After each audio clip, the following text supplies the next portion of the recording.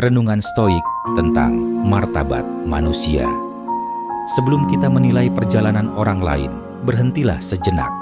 Tarik napas dalam dan ingatkan diri bahwa hidup bukanlah perlombaan yang dimulai pada garis yang sama.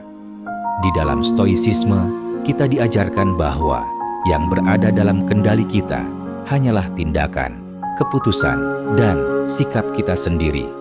Status, jabatan, atau kondisi hidup seseorang, baik ia pekerja keras yang tiap hari pulang larut, maupun ia yang sedang menganggur dan berjuang mencari arah. Semuanya adalah bagian dari takdir luar yang tidak sepenuhnya mereka pilih. Kita tidak lebih mulia hanya karena pekerjaan kita, dan mereka tidak lebih rendah hanya karena sedang tidak bekerja.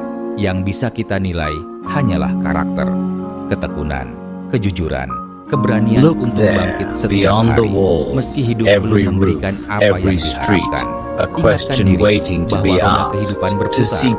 Hari ini, seseorang mungkin berada di bawah, besok ia bisa berada di atas. Dan kita, pada akhirnya, akan dinilai bukan oleh posisi kita, tetapi oleh bagaimana kita memperlakukan manusia lain. Maka, sebelum menatap orang lain dengan sebelah mata, lihatlah diri sendiri dengan jujur. Tanyakan, apakah aku sudah menjadi pribadi yang bijaksana, atau aku hanya membiarkan ego mengaburkan pandangan? Hidup bukan soal siapa yang bekerja atau menganggur, tetapi bagaimana kita memilih untuk tetap manusia dengan empati, kerendahan hati, dan kebijaksanaan.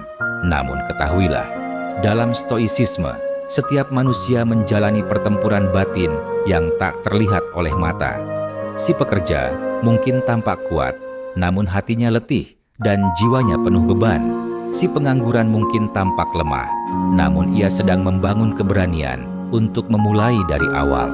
Kita tidak pernah benar-benar tahu apa yang sedang mereka hadapi, maka kebijaksanaan mengajarkan, jangan menghakimi dari permukaan, karena kita tidak hidup di dalam hidup mereka.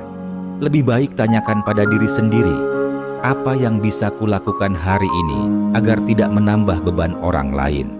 Bagaimana aku bisa hadir sebagai manusia yang lebih baik, bukan lebih tinggi, bukan lebih kuat, hanya lebih bijaksana. Keberuntungan dapat bergeser, keadaan dapat berubah, tapi kebaikan hati akan selalu teguh. Lalu jika suatu hari kita jatuh, kita akan bersyukur pernah belajar untuk tidak memandang rendah sesama. Dan jika suatu hari kita berada di puncak, kita tetap akan melangkah dengan rendah hati. Karena pada akhirnya, kehidupan ini bukan tentang saling mengungguli, tetapi tentang saling memahami. Dan ketika kita belajar memahami, sesuatu dalam diri kita berubah.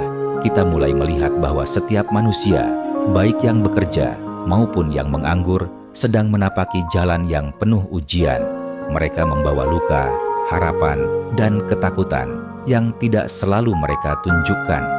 Stoisisme mengajarkan bahwa nilai seseorang tidak ditentukan oleh pekerjaannya, tetapi oleh bagaimana ia menghadapi hidup. Orang yang bekerja keras tanpa keluh kesah, orang yang menganggur namun tetap berusaha memperbaiki diri, keduanya sama-sama menjalankan keberanian dalam bentuk yang berbeda. Sebab keberanian tidak selalu tampak sebagai tindakan besar. Kadang itu hanya kemampuan untuk bangun pagi ketika hati ingin menyerah. Kadang itu sekadar bertahan satu hari lagi meski hidup terasa berat. Kadang itu adalah pilihan untuk tetap baik kepada sesama walau kita sendiri sedang tak punya banyak. Maka janganlah memandang seseorang dari peran yang sedang ia jalani hari ini. Peran itu dapat berubah. Yang tidak boleh berubah adalah cara kita menghargai manusia lain. Hidup akan terus menguji kita dengan kehilangan, rasa cemas, dan ketidakpastian. Namun, jika kita belajar memandang semua orang dengan belas kasih, kita akan menemukan bahwa kekuatan sejati bukanlah memiliki, tetapi menjaga kebijaksanaan hati. Dan pada saat itulah, kita mampu menjalani hidup tanpa merendahkan siapapun, karena kita tahu bahwa setiap manusia sedang berjuang, termasuk kita sendiri. Namun, renungan ini belum selesai, karena stoisisme selalu mengajak kita untuk melihat ke dalam, bukan hanya keluar. Setelah kita belajar tidak merendahkan orang lain, ada satu pelajaran lagi yang harus kita pahami. Cara kita menilai orang lain sebenarnya adalah cermin dari bagaimana kita menilai diri sendiri. Jika kita mudah menyepelekan orang yang sedang kesulitan, itu pertanda bahwa di dalam diri kita masih ada ketakutan. Ketakutan akan terlihat lemah, ketakutan akan gagal, ketakutan akan kehilangan status, dan ketakutan-ketakutan itu membuat kita lupa bahwa hidup bukan tentang tampilan, tetapi tentang pertumbuhan. Si pekerja yang sibuk belum tentu bahagia. Si pengangguran yang sedang berjuang mencari arah belum tentu kalah. Mereka sama-sama manusia yang sedang mencari tempatnya di dunia. Dalam filsafat Stoik, kita diajak menerima bahwa hidup selalu bergerak dan setiap orang sedang berada di fase yang berbeda-beda.